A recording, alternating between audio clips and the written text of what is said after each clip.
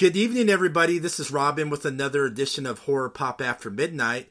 And my guest tonight is writer and director Bomani J. Story. Writer, director, how's it going? Going good. How you doing? Yeah, thank you for coming on. Hey, man, thanks for having me. Yeah, let's talk about your film, The Angry Black Girl and Her Monster. It's a modern take of a famous Universal monster. And like me, and I know you're a big Universal monster nerd like me. Okay. Yeah, so let's talk about, this is like a modern take on Frankenstein's monster. Is that what you were going for? Yeah. You know, it's like I was reaching from the literature. You know what I mean? So it's like when I read the book, I loved it and was kind of like, there's just a lot of stuff left on the floor here that I feel like people aren't exploring. And so I wanted to take that and reinterpret it. Hey, I've been enjoying it. The film was good. I watched it twice. I really enjoyed it. You also got Chad L. Coleman on to the film, which is pretty awesome. You know, he did, like The Wire, The Walking Dead. And I love the little teaser you did in the film where he plays the father with the hammer. It's like You caught it. He said he wanted to do it for the fans. He did. Yeah, it was like a Walking Dead teaser with the famous hammer scene. Everybody who's, watched Walking Dead knows what the hammer means. When he did that, I totally geeked out when I was watching the movie.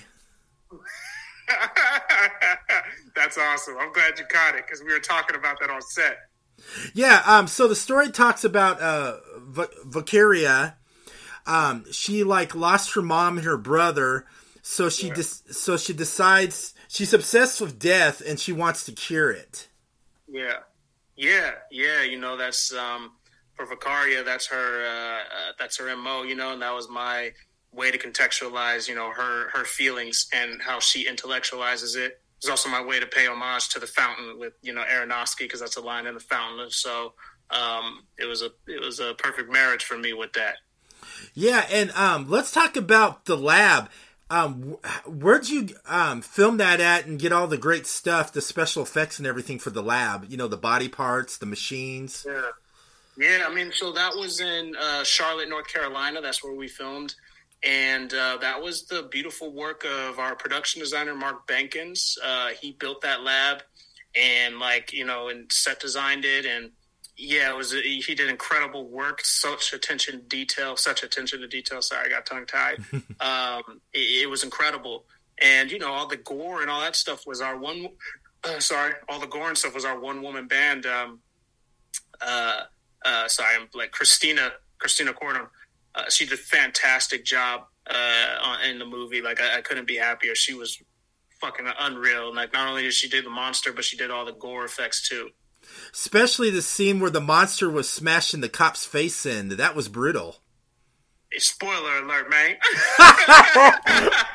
Oops. Hey, sorry about that. I get excited sometimes, but I'm usually one. I'm not one of those people that spoil. I'm not going to spoil this. That was just one spoil. That's it.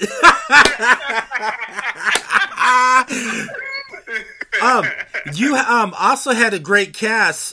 You had Layla De Leon, who plays the main. Yeah, how was she the main role you wanted, or what? Did you go through a lot of auditions for that role?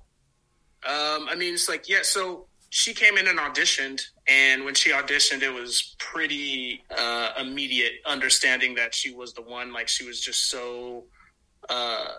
She was so fantastic. She was incredible, and I think it shows on screen of what a fantastic actress she is. I couldn't have landed in better hands.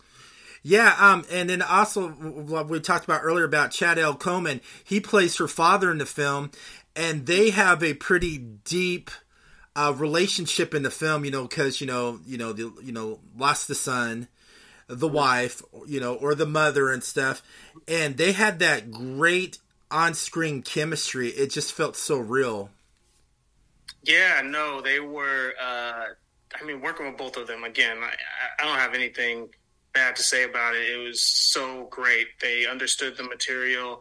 they really zeroed in on it, and they, they worked the scene together, both of them, and like, it was great seeing them on the same squad like that, including later in the film. It's like, when they're at dinner and stuff, like, it was just all so fantastic. All I have to say is Racket Busters. I'm glad you brought that up, because got to make sure people know who that came from. That's E40, the song Yay Area, you know what I mean? He's the king of slang, and like, I loved it. And I remember as a kid, my dad, when I would be listening to rap music, we had all these different words for cops, and my dad one time at dinner, he did that, and I forgot what it was. I don't think it might have been Racket Busters or One Timers, and he kept kind of just like saying it at the dinner table with us and laughing, and so I love that. I thought that was priceless at the family dinner table in the film. And after I watched the film, I kept on saying it everywhere. I'm like, Racket Busters! And everybody be looking at me going, what are you talking about? I was like, just some horror movie I watched.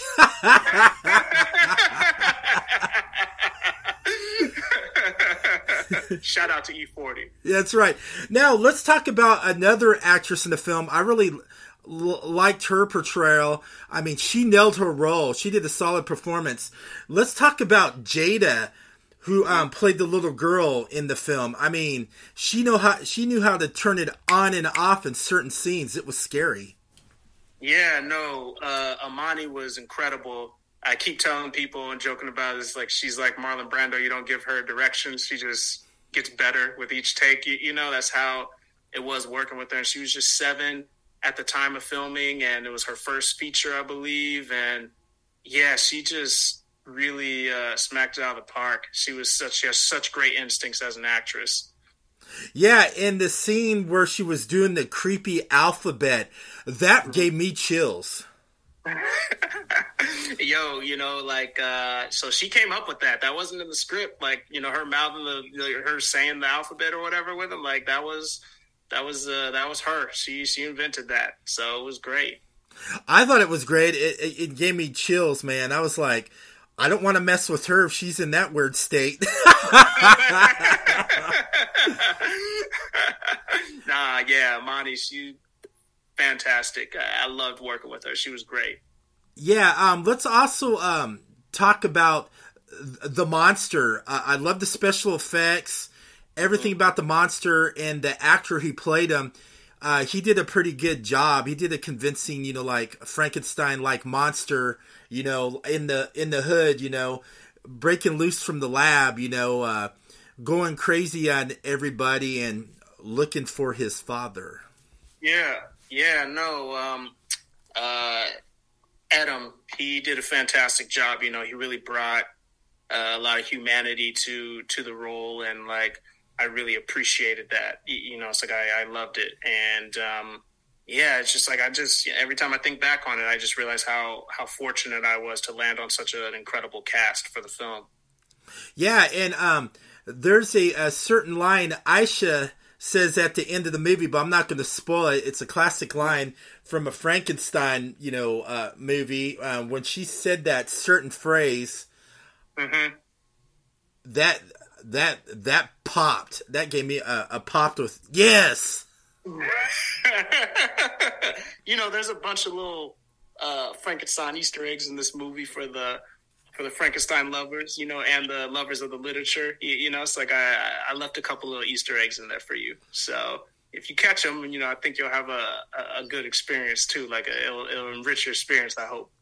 Yeah, and also Vicaria, she through the whole movie for some reason, death was coming from her all around her whole life. It's like she couldn't escape from that. Yeah, it was important to understand that she, there was a reason why she wanted to do what she did. It's just like, so for someone to, come to this conclusion, like they're going to need to have, it's going to be coming from a place. I think so too. And also what you learn from the movie is you can try everything to help your loved ones out, but you cannot play God because there's always a consequence. It's an interpretation, yes. Frankenstein. It's like I always appreciate. It's like that as interpretation. There's many veins for like what the thematics of Frankenstein is. It's such a deep story. There's so much there to kind of pull from in that well. Yeah, let's talk about the music score. I really enjoyed the music score. I felt like it was part of the character in certain scenes of the film. The music in the movie, it just brought the mood into the certain scenes. Mm-hmm. Yeah, that was Nima, the composer. He was fantastic. He has such an interesting ear and unique instincts for what he's looking for in a movie, and and the sounds he chooses.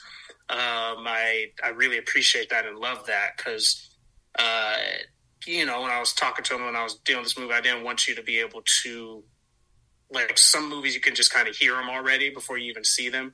And I didn't want that for this movie. I wanted to have its own kind of sound and move on its own wavelength so people can kind of, be surprised not only by the story as it unfolds, but also what they're hearing. Yeah, let's talk about the book she had, the modern Prometheus book. Where did that come from? Did you have somebody make that up and write certain stuff in there, or how'd you come up with that book? Her journal? Yes. Yeah, I felt like she had a journal where she's going to keep her thoughts. It's just like what she's trying to accomplish. So, it's like that's where that came from, just making her be able to have that. Now, as far as the title of it, it's like I'll leave that up to the Easter eggs to understand where it came from, That's pretty good. And I got another question for you as well. What I always ask this to my guests, what does horror mean for you? In what way? Like, what is it as a genre, or just like how it means to me emotionally? Like, yeah, you emotionally, the genre, and how you put into filmmaking. Yeah, I think horror to me is like it's an emotional expression of I don't know another word to say it, but just like negative feelings, feelings that you don't necessarily, you would never want to feel in real life. It's just like you don't want to be chased by someone with a chainsaw. It's like that's not what you would want, but it does give your fears like a catharsis. It's like I feel like horror does that. I also feel like horror allows you to. This is my weird take that I have, but it's mine, and I'm standing by it. I also feel like horror allows people to feel like a child again. It's another way to do that because I feel like as a child, you're scared of the dark. You're scared there's a monster in the closet or under the bed, whatever, the ghosts are going to get you. And then you become an adult and those things kind of go away. You're more scared of other things like real life or whatever, right? But a horror movie allows you to nostalgically like kind of feel those fears again. And I feel like it's a weird way to get back to your childhood, to feel like a child again. That's a good question. And then one last one too. Your film's doing pretty good around the film festival circuit as well. Have you sat through some of the showings and seeing how the audience reacts to your film and what was going through your head? The only showing I've sat all the way through on was at South by Southwest for the world premiere. The other ones, it's like I pop in at certain moments to see how people react to certain things, and then I leave. It's like I can't yes. So that's kind of what I do. That's pretty good. Also, what other projects you doing next? So I got a script. It's fantasy, and it's the best way I could describe it is Juice meets Lord of the Rings. So you can imagine two blurs find Gandalf's staff and a book of spells. Ooh, you got me sold on that. I like that fantasy stuff as well. So when you're not filmmaking, what do you enjoy doing? Do you have a certain passion? Yeah, I do a couple things. Like, of course, I love to read. So I'm always I usually always got to read. I'm in a book club that I frequent every month and a half, and I also love salsa dancing. I'd be in the salsa club. So like that's something that I love doing too. And of course, I'm a lover of cinema, so those things are crucial to me. That's pretty good. Also, where can everybody find you on social media, and when is the Angry Black Girl and the Monster going to be on platforms so people can stream it and watch it? Yeah, well, it's going to be in theaters first, June 9th. You can catch The Angry Black Girl and Her Monster in theaters on June 9th. I'm on IG. You can give me a follow if you want to. And yeah. That's pretty good. I like how you said IG instead of Instagram. You make it sound so cool. But like I said, thank you so much for coming out of your busy schedule and talking about the film.